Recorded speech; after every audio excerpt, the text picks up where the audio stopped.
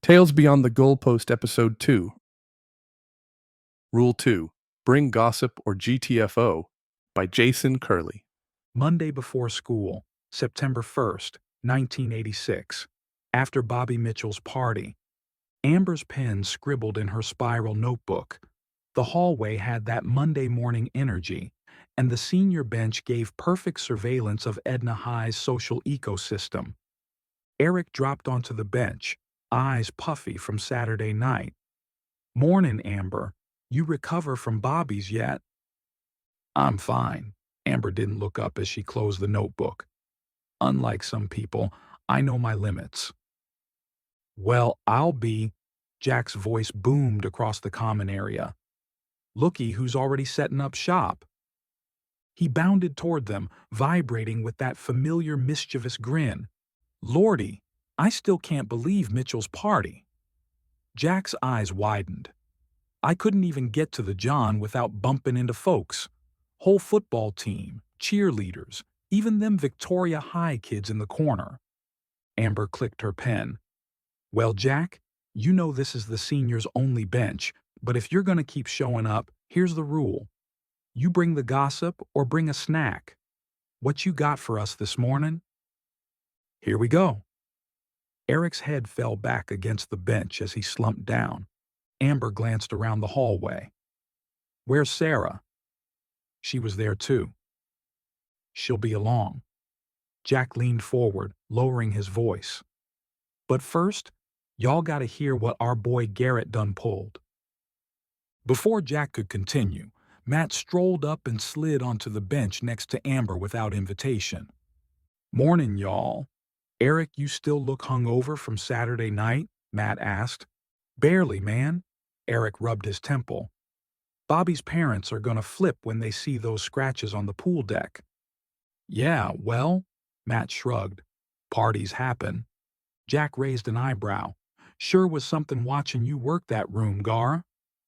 Matt's eyes narrowed slightly as he tapped Amber's knee. "Just having fun. Y'all know how it is." He stood, adjusting his backpack. "All right, y'all. Catch you later." Everyone watched him disappear down the hallway. Paul Jones, sophomore linebacker, approached the bench. "Hey, can I—" "Seniors only." Amber didn't look up from the note she was writing in her notebook. Paul gestured toward the departing Matt. "But Jack's sitting here and Matt was just— You ain't them." Amber's pen stopped. "Get lost, sophomore." Paul retreated, muttering under his breath. Jack leaned back, arms spreading across the bench. "Well, ain't that a kick in the pants?" "What?" Amber closed the notebook. "How I gotta bring gossip to stay?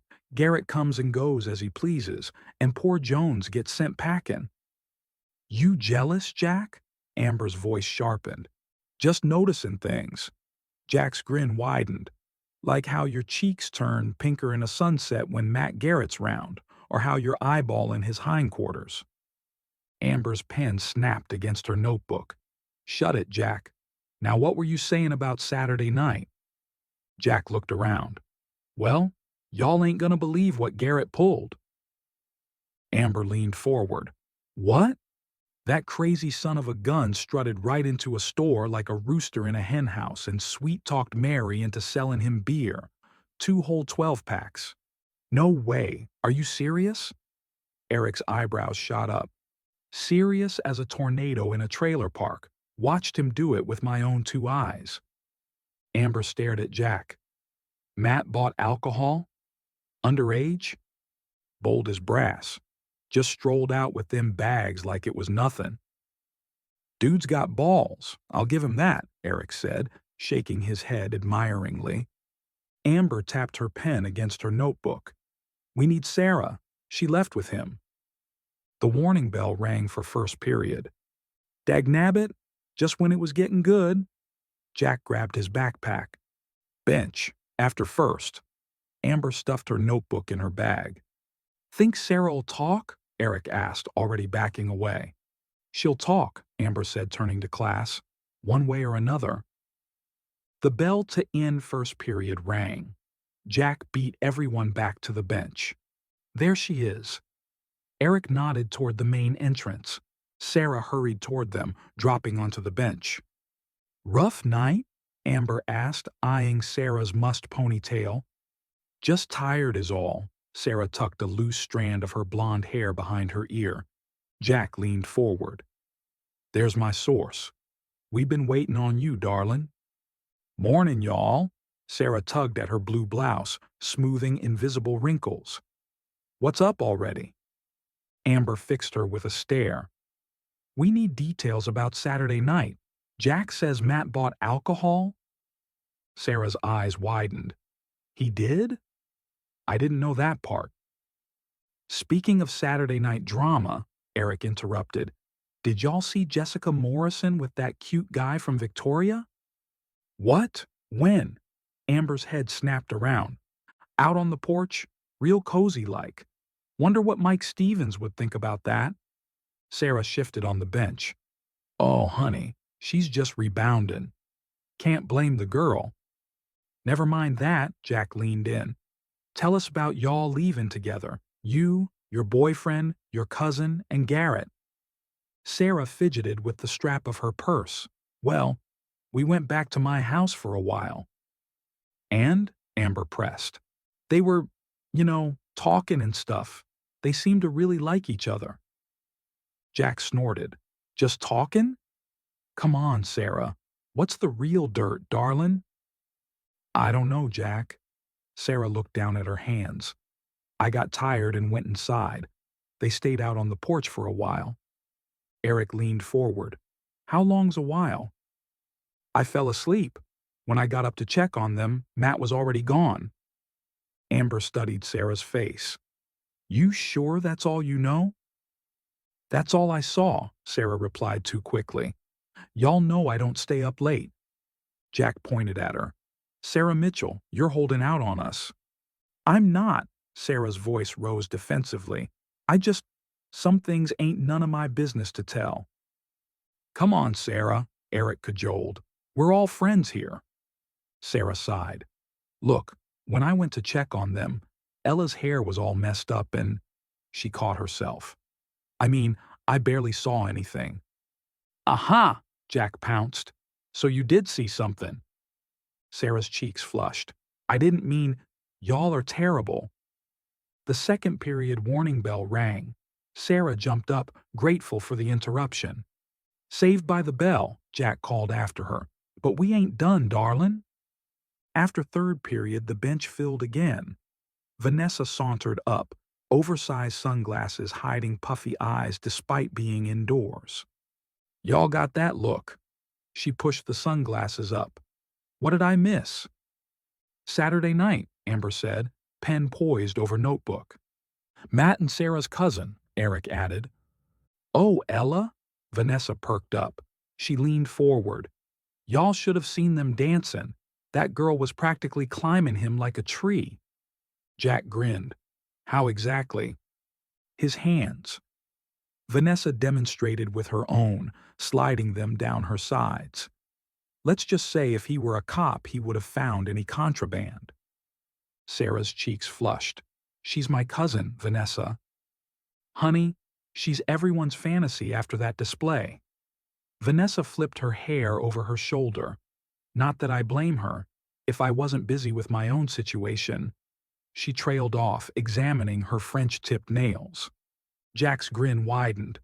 Speaking of party antics, saw you cozying up with Johnny Bures by the fridge. Ain't he a sophomore? Vanessa snapped.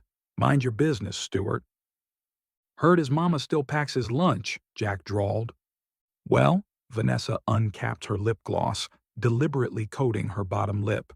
At least I got some action Saturday night. You couldn't get a girl's attention with a flare gun. Eric choked on his laugh. Sarah's eyes widened. Jack clutched his chest. Damn, girl, who put the rattlesnake in your purse this morning? Truth hurts, baby. Vanessa blew him a kiss. But Johnny's hands sure didn't. Can we get back to Matt and Ella? Amber interrupted, tapping her pen impatiently against her notebook. The third period, warning bell rang. To be continued, Jack announced, standing up. This is getting juicier than my granny's pot roast. After lunch, the group got back before fifth period, the morning's gossip threads tangling tighter.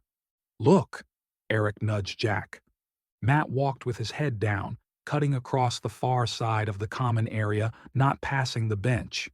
That boy's dodging us like we got cooties, y'all, Jack said. Since when does Matt Garrett not want to sit with us? Amber asked. Since Saturday, Eric said. Since Sarah's cousin. That cousin has a name, Sarah said. It's Ella. Ella who Matt couldn't keep his hands off of, Vanessa added, pulling a compact mirror from her purse. Reckon we'll ever get the real story? Jack asked, watching Matt disappear around the corner. Oh, we will, Amber's voice hardened. We always do. Sarah shifted on the bench. Y'all, maybe we should just ask him. Eric snorted. Yeah, right. Like Matt's gonna spill his guts to any of us. Jack, he's your buddy. You need to get the scoop. Amber pointed at Jack.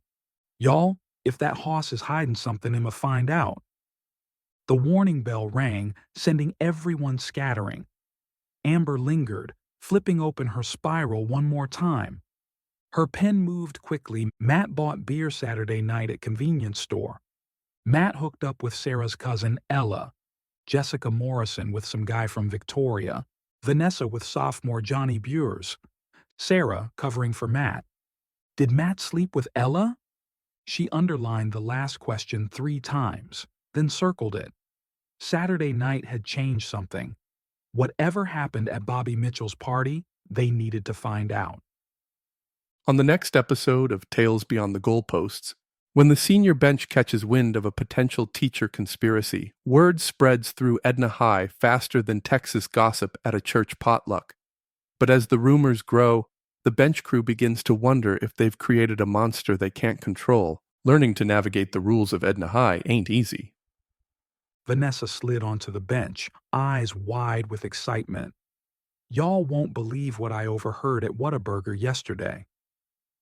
This better be good, Amber says, looking up from her spiral notebook. Let's just say Mrs. Evans and Mrs. Sanderson are planning something for Tuesday, Vanessa whispers. And it ain't gonna be pretty for us seniors. Teachers plotting together? Jack's usual grin fades. That's like seeing coyotes and wolves hunting as a pack. Sarah smooths her ponytail nervously. Y'all, we might be making this bigger than it is. Sarah, honey. Amber's pen stops tapping. When teachers meet in secret, that's never innocent. See you in the next episode. Rule 3. Don't think it stays quiet. Thanks for listening to this episode. So here's the deal. You only caught the fallout of that party. What really happened with Matt on Saturday night? That actual story is in Chapter 4 of Beyond the Goalposts. That's where Matt makes his choices. The beer run, the girl, and the lines he blurs. If you haven't read it yet, that's your next stop. This series here is all about the whispers, the guilt, the cover-up, but the truth is already out there for you to see. And if you've already read Beyond the Goalposts, then yeah, you saw this gossip session coming. I'd love to hear from you. Let me know what you thought of this episode, not just for visibility, but for momentum. They help keep this story going. Either way, I'm glad you're here. Let's keep going. And don't forget what Matt says. People don't want the truth. They want the story.